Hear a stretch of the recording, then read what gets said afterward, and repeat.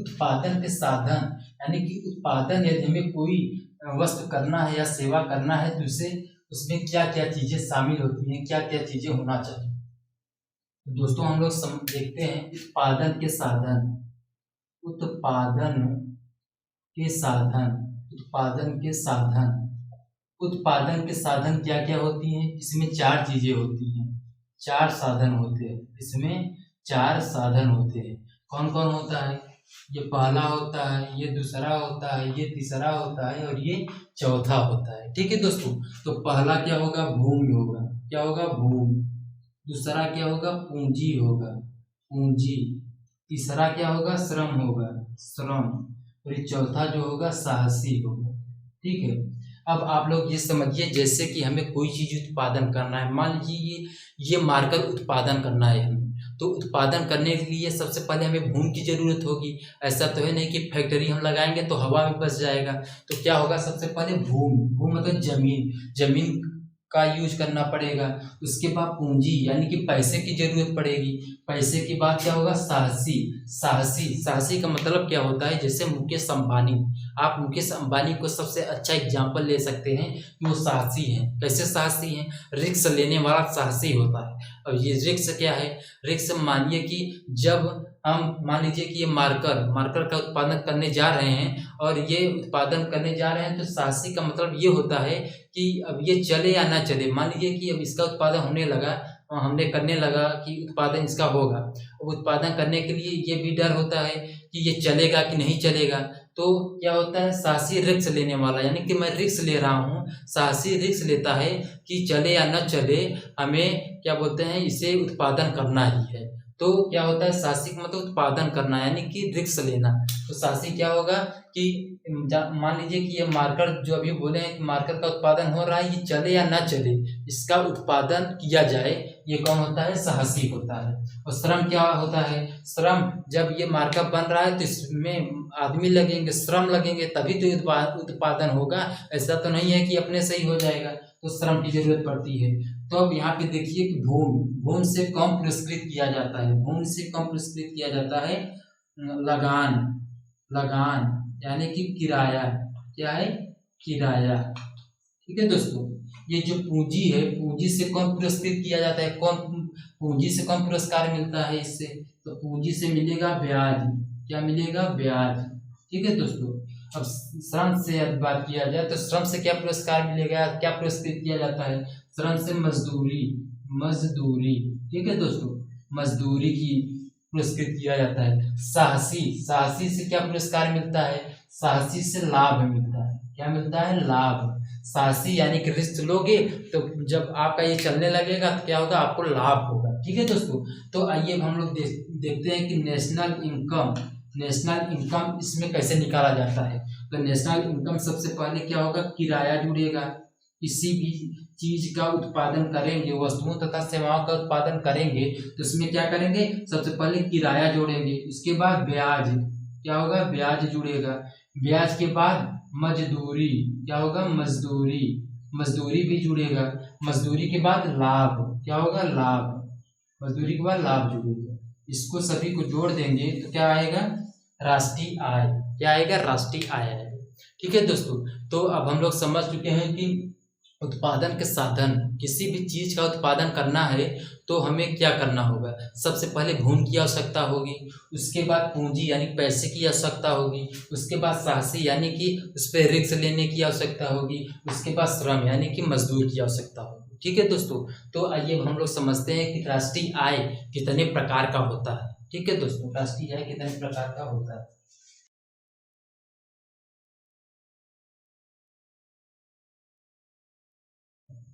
राष्ट्रीय आय 2 प्रकार का होता है। ठीक है दोस्तों, राष्ट्रीय आय 2 प्रकार का होता है। पहला पहला क्या होता है? चालू कीमतों पर, चालू कीमतों पर, चालू कीमतों पर राष्ट्रीय आय, राष्ट्रीय आय, राष्ट्रीय आय। ठीक है दोस्तों, दूसरा क्या होगा? स्थिर कीमतों पर, स्थिर कीमतों पर राष्ट्रीय आय, स्थिर कीमतों पर, स्थिर कीमतों पर राष्ट्रीय आय। ठीक है दोस्तों, तो हम लोग देखते हैं कि चालू कीमतों पर राष्ट्रीय आय क्या होता है। चालू कीमतों पर राष्ट्रीय आय क्या होता है और स्थिर कीमतों पर राष्ट्रीय आय क्या होता है। तो हम लोग समझते हैं कि चालू कीमतों पर राष्ट्रीय आय वह होता है जो बाजार में प्रचलित कीमतों पर वस्तु, यानी कि राष्ट्रीय आय का क्या हो,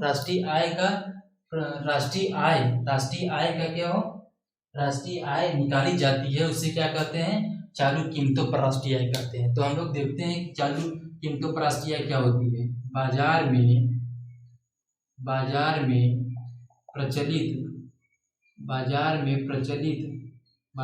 प्रचलित कीमतों को क्या होगा, कीमतों को राष्ट्रीय आय मतलब नेशनल आय निकाली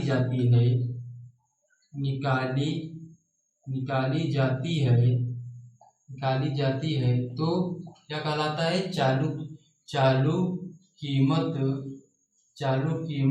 राष्ट्रीय आय कहलाता है।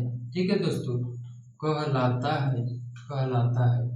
ठीक है दोस्तों, यदि स्थिर कीमतों पर राष्ट्रीय आय की बात किया जाए तो स्थिर कीमतों पर राष्ट्रीय आय क्या होता है, जिस राष्ट्रीय आय पर आधार वर्ष पर स्थिर कीमत निकाली जाती है, उसे स्थिर कीमत आय कहते हैं। ठीक है दोस्तों, तो इसे लिखिए, जब राष्ट्रीय आय आधार वर्ष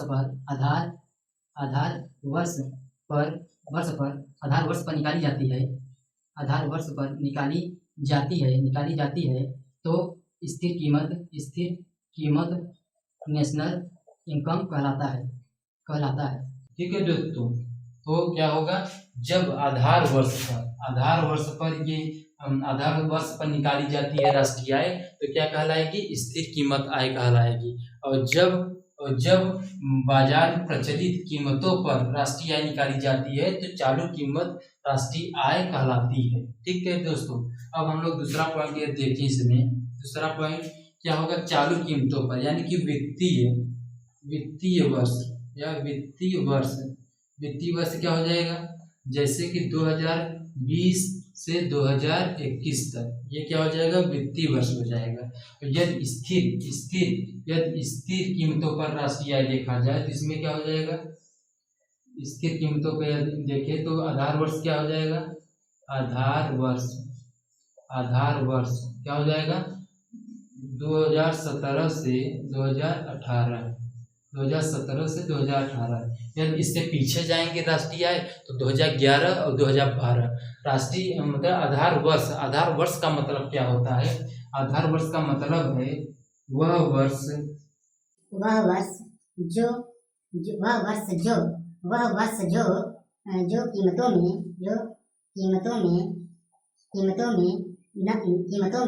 ना ज्यादा वृद्धि हो ना ही कमी हो, यानी कि अर्थात क्या होगा, संतुलन में हो तो क्या कहलाता है, आधार वर्ष कहलाता है। ठीक है दोस्तों, आधार वर्ष क्या कहलाता है, आधार वर्ष वह होता है जिसमें कीमतों में ना ज्यादा वृद्धि हुई हो ना ज्यादा कमी हुई हो, उस वर्ष को ही आधार वर्ष कहते हैं। ठीक है दोस्तों, तो अब यहाँ पे यदि तीसरा पॉइंट की बात किया जाए तो चालू कीमतों स्तर पर क्या होता है, इसमें वास्तविक उत्पादन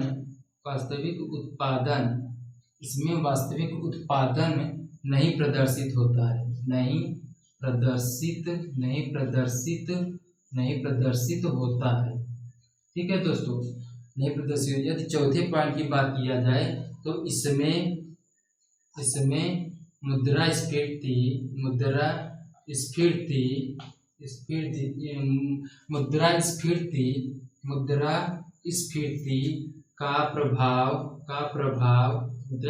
का प्रभाव शामिल होता है।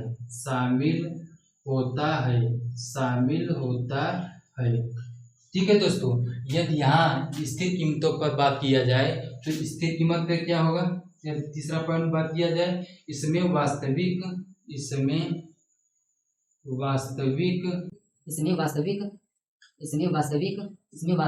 क्या होगा, वास्तविक उत्पादन होता है, इसमें वास्तविक उत्पादन होता है, इसमें वास्तविक उत्पादन होता है। ठीक है दोस्तों। यदि चौथा नंबर की बात किया जाए तो इसमें मुद्रास्फीति यानी कि इन्फ्लेशन, मुद्रास्फीति शामिल नहीं होता है, शामिल नहीं होता है। ठीक है दोस्तों। क्या होगा, जब चालू कीमत स्तर होगा तो चालू कीमत स्तर में क्या होगा, बाजार में प्रचलित जो बाजार में मूल्य चल रहा हो, यानी कि एक वर्ष में जो मूल्य चल रहा हो उसे क्या कहते हैं, चालू कीमत स्तर कहते हैं, चालू कीमत राष्ट्रीय आय कहते हैं। उसमें क्या होगा, प्रचलित कीमतों में जो राष्ट्रीय आय निकाली जाती है उसे चालू कीमत नेशनल आय कहते हैं। वित्तीय वर्ष में ये होता है, वित्तीय वर्ष यानी कि एक साल में जो होता है उसे चालू कीमतों पर राष्ट्रीय आय कहते हैं। क्या होगा, जो चल रहा हो, जैसे कि 1 अप्रैल 2020 से 31 मार्च 2021 तक चलेगा। और ये जो है इसमें वास्तविक उत्पादन नहीं होता है, इसमें वास्तविक उत्पादन नहीं प्रदर्शित होता है। और इसमें मुद्रास्फीति, जब चालू कीमत होगा तो मुद्रास्फीति यानी महंगाई शामिल होगा, महंगाई का प्रभाव शामिल होगा। जबकि यहाँ स्थिर कीमतों पर यदि बात किया जाए तो क्या होगा, जब राष्ट्रीय आय आधार वर्ष पर निकाली जाती है तो क्या होती है, स्थिर कीमत क्या होगी, स्थिर कीमत नेशनल कहलाता है। ठीक है, आधार वर्ष पर जब निकाली जाती है, यानी कि आधार वर्ष क्या है, आधार वर्ष मान लीजिए 2017 और 2018 है, इसके पीछे जाएंगे तो 2011 से 2012 हो जाएगा। लेकिन आधार वर्ष क्या है, आधार वर्ष वह वर्ष है आधार वर्ष जो कीमतों में ना तो ज़्यादा वृद्धि हुई हो ना ज़्यादा कमी हुई हो, उस वर्ष को क्या कहते हैं, आधार वर्ष कहते हैं। तो आधार वर्ष हम लोग समझ लिए। अब इसको समझते हैं कि इसमें वास्तविक उत्पादन नहीं होता है, और इसमें वास्तविक उत्पादन होता है, जबकि इसमें वास्तविक उत्पादन नहीं होता है, इसमें चालू कीमतों पर, और स्थिर कीमतों पर वास्तविक उत्पादन होता है। और देखिए यहाँ पे मुद्रास्फीति का प्रभाव शामिल होता है, जबकि इसमें मुद्रास्फीति का प्रभाव शामिल नहीं होता है। ठीक है दोस्तों, अब आइए हम लोग समझते हैं एग्जाम्पल के द्वारा कि चालू कीमत राष्ट्रीय आय क्या होता है और स्थिर कीमत नेशनल मतलब स्थिर कीमत राष्ट्रीय आय क्या होती है। ठीक है दोस्तों,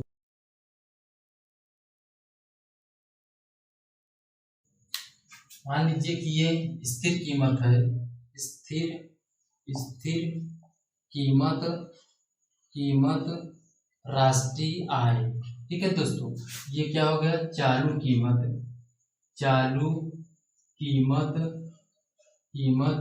राष्ट्रीय आय। तो मान लीजिए कि एग्जाम्पल में यदि देखा जाए, एग्जाम्पल में नैनो कार ले लीजिए आप लोग। नैनो कार कितने में है, 1 लाख रुपए, 1 लाख में है। एक नैनो कार कितने में आ रहा है, 1 लाख में।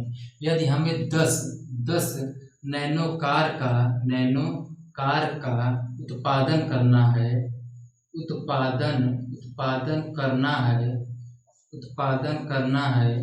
ठीक है, 10 नैनो कार का उत्पादन करना है इसमें। और चालू कीमत तो इसमें क्या होगा,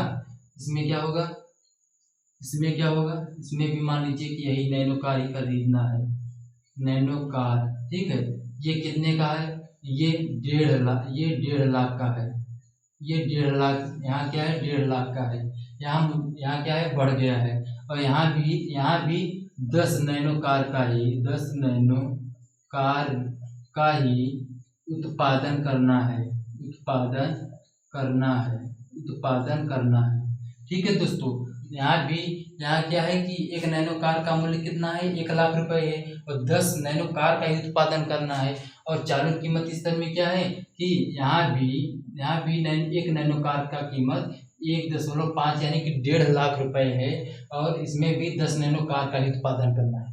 तो ये जो स्थिर कीमत होता है, स्थिर कीमत किस पे निकलता है, स्थिर कीमत ये आधार वर्ष पे निकलता है, ये आधार वर्ष पे निकलता है। आधार वर्ष क्या है, 2017 से 2018। और चालू कीमत चालू कीमत नेशनल इनकम किस पे निकलता है? ये निकलता है वित्तीय, यानी कि जो चल रहा हो वित्तीय वर्ष क्या चल रहा है 2020 और 2021, ये क्या हो गया, इस पे निकाला जाता है। ठीक है, चालू कीमत स्तर। अब यदि हम लोग इसके नेशनल इनकम यानी कि राष्ट्रीय आय की बात करें, नेशनल इनकम की बात करें तो क्या होगा, एक नैनो कार का मूल्य कितना है 1 लाख रुपए, और 10 नैनो कार का हमें उत्पादन करना है तो इससे 10 से गुणा कर देंगे तो क्या हो जाएगा 10 लाख रुपए। 10 लाख रुपए, 10 लाख रुपए आ गया, क्या आ गया, नेशनल इनकम आ गया। अब यहाँ चालू कीमत स्तर में यदि हम नेशनल इनकम निकालेंगे तो क्या आएगा, नेशनल इनकम यहाँ निकालना है तो एक नैनो कार का कीमत कितना है 1.5 और मतलब 1.5 लाख रुपए है, और 10 नैनो कार का ही हमें उत्पादन करना है तो क्या करेंगे, इससे जब पूरा करेंगे तो 15 लाख रुपए हो जाएगा। कितना हो गया, 15 लाख रुपए। यहाँ देखिए नेशनल इनकम 15 लाख आया है और यहाँ नेशनल इनकम कितना आया है 10 लाख ही आया है। यहाँ पर 1 लाख था, एक नैनो कार की कीमत कितना थी 1 लाख रुपए था, जबकि यहाँ पर एक नैनो कार की कीमत 1.5 यानी कि 1.5 लाख रुपए हो गए। लेकिन यहाँ पे जो उत्पादन करना है हमको वो क्या है 10 नैनो कार का यहाँ भी है और 10 नैनो कार का उत्पादन यहाँ भी करना है। ठीक है दोस्तों, तो अब ये देखिए हम लोग इसको देख लिए कि उत्पादन जो होता है वो दोनों जगह बराबर है, लेकिन ये क्या है कि यहाँ नेशनल इनकम 10 लाख आया है, यहाँ नेशनल इनकम 15 लाख आया है। तो इससे क्या होता है, इससे क्या सिद्ध होता है, इससे ये सिद्ध होता है कि स्थिर कीमत जो होता है यह वास्तविक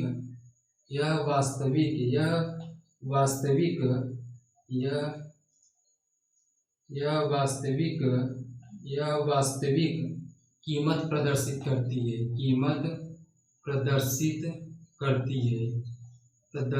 करती है। ठीक है दोस्तों, जबकि यह क्या हो जाएगा, यह चालू कीमत स्तर क्या हो जाएगा, यह वास्तविक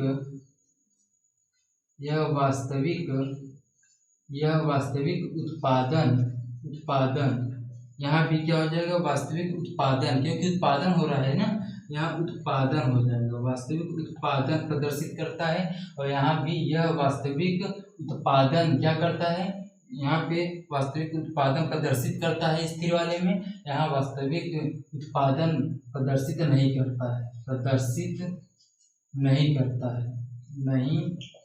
है। ठीक है दोस्तों, नहीं करता है। जबकि यह दूसरा पॉइंट की बात किया जाए तो इसमें क्या होगा, मुद्रास्फीति यानी कि महंगाई शामिल है। इसमें क्या है, मुद्रास्फीति है, मुद्रास्फीति